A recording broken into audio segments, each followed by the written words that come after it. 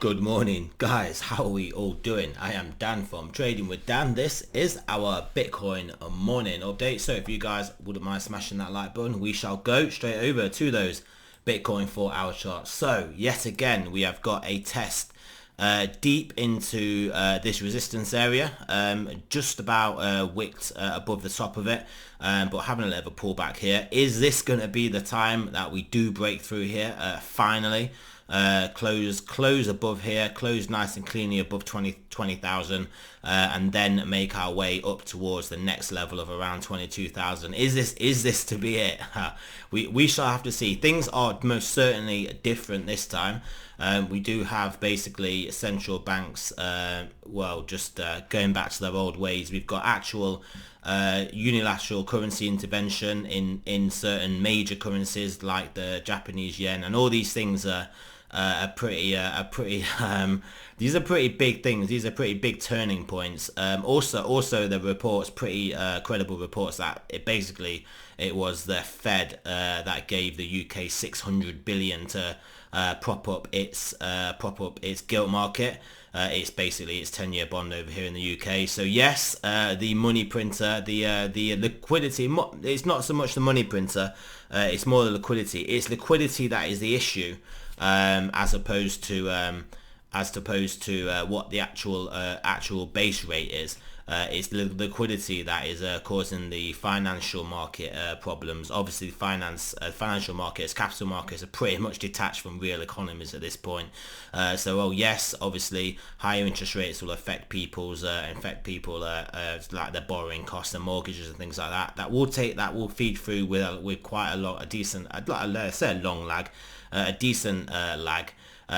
But ultimately, the only real threat to the system is the liquidity, and that is basically what is going on now. I think even in the 70s, when Volcker was increasing rates, he wasn't reducing actual whatever the Fed balance sheet at the time. It wasn't reducing that. It was probably, I think it was increasing. I saw. But obviously that's fine if you're increasing rates, because liquidity is key. Everything comes down to liquidity. It doesn't matter how cheap something is. If you have no money to buy it, if you have no liquidity, it makes no difference, does it? You can't benefit from it. The single driver of everything in financial markets is liquidity, and obviously the flow of that liquidity. So yes, stocks, look at that. Very nice move here. They have broken through their level of resistance, so I believe the crypto market is waiting to see whether we can hold above here, and even if we just pull back a little bit, then bounce back up, take out the high, and then that may be their signal then to squeeze onwards and upwards. So that is not looking bad.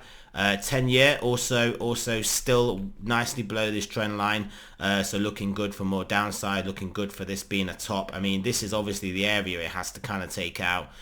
Practically where we're at now is the start of it, but yeah, this is probably the support area that we take out. We take out this in yields, then well, there's not really a lot until we get down to nearly 3%. So that would be a pretty significant move if that's to happen. So that is certainly what is on the cards here. So we'll just draw that in, and then the good old DXY. It is testing into a level here. Also trading nicely below the last levels. I mean, breaking down again. This is what we want to see. This is going to be the bigger test though of the DXY, and if we do break through here, then yes, certainly we can be targeting down to the next levels, which are probably around this 108, and then ultimately into the 105s. So yes, that is what is on the cards. Ultimately, we may then bounce there and continue on upwards in a larger time frame move. But yeah, I mean, we could easily get a pullback. I mean, just as low as you like, really. Not as low as you like, but anywhere down to even possibly like 101, and then recover from there, continue upwards and take out the high. I mean, anything is possible. But yeah, silver gone on a bit of a tear. Descending trend line broke to the upside. Got resistance up here, but yeah, interesting move there in silver. I mean, indicating something maybe a little bit different this time.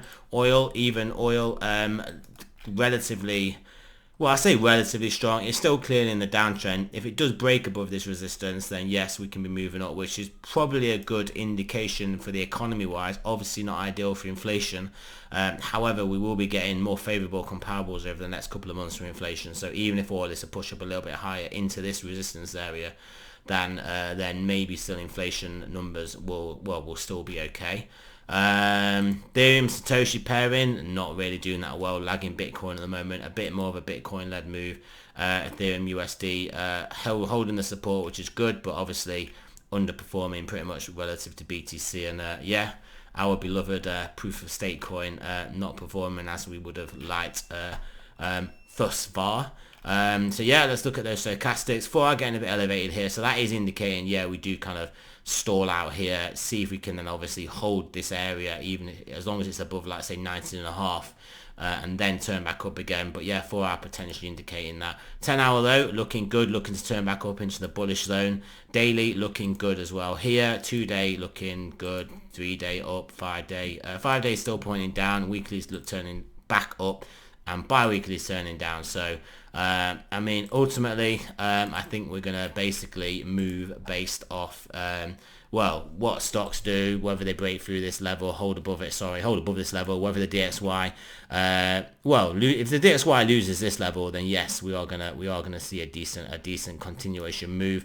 Don't forget, all the fund managers out there, now that we've got September over and done with, they are gonna have to try and chase some sort of profit. So they may even chase this market up, the S&P up into the end of the year, to try and get themselves some bonuses. I mean, they all collude together to push the market up to make some money, because at the end of the day, if you are a fund manager, if you are managing money this whole year, you've basically lost money. Anyone that hasn't lost money has been sat in cash. They're basically not doing their job. That is not fund managing, sitting in cash.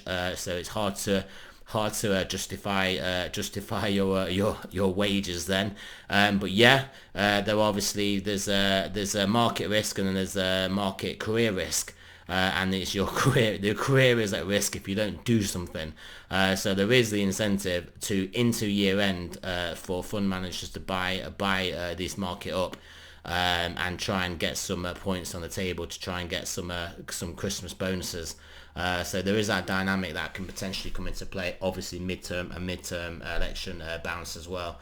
So yeah, that is it, guys. Remember, this is not a financial advice. I'm not a financial advisor. Always do your own research, and I shall speak to you guys soon.